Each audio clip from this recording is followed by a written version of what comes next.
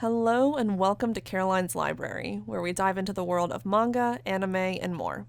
It's time for spoiler-free, honest reviews, and today we're talking about Hell's Paradise.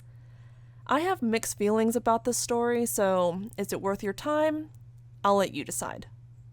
Meet Gabimaru the Hollow, an infamous and ruthless ninja from Iwakaguri Village who is considered a prodigy possessing unparalleled talent. His years as a brutal assassin have molded him into an emotionless and cold individual. But after marrying the village chief's daughter, Gabimaru experiences a kinder side of life and decides to cut ties with his gruesome past to live a peaceful life with his wife. Unfortunately, this doesn't go over too well with the chief, who marks him as a traitor and mercilessly hands him over to the authorities to be sentenced to death.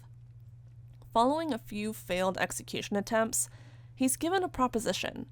If he is willing to go to a mysterious island to find the elixir of life for the shogunate, then he will receive a full pardon and clear his name.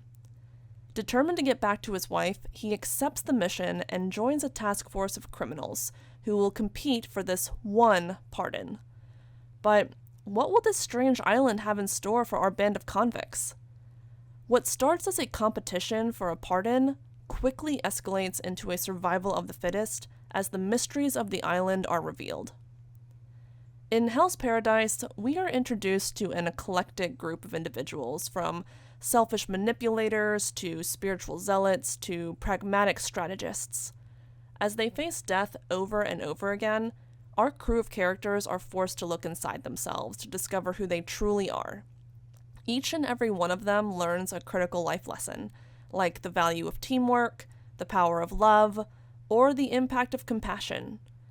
As for our two main characters, Gabimaru's character arc from emotionless assassin to kind-hearted protector is a fulfilling journey as he increasingly appreciates his wife's influence on his outlook on life.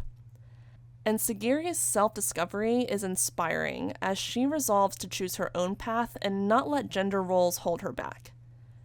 But Hell's Paradise isn't just about soul-searching.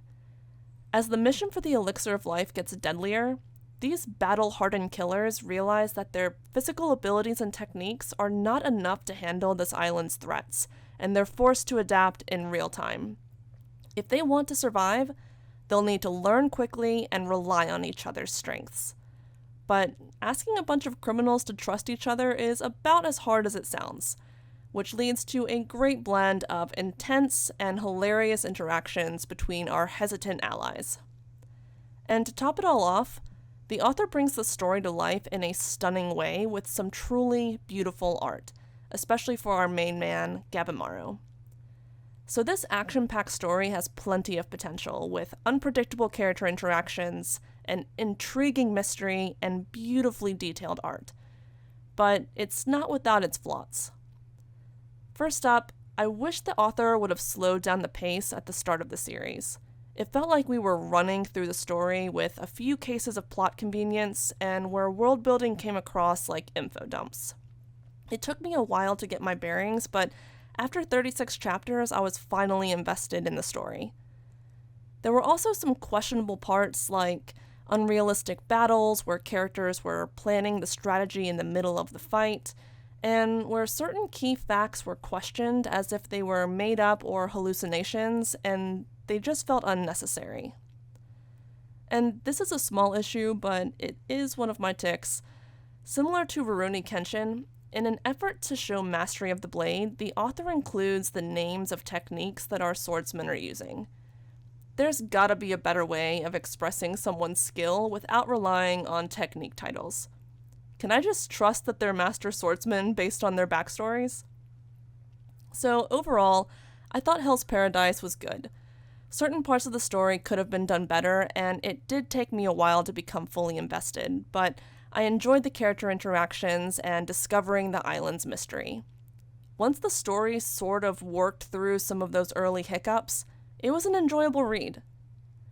Thanks for popping on to watch this review. If you enjoyed it, don't forget to like, comment, or subscribe for more content each week. And until next time, happy reading.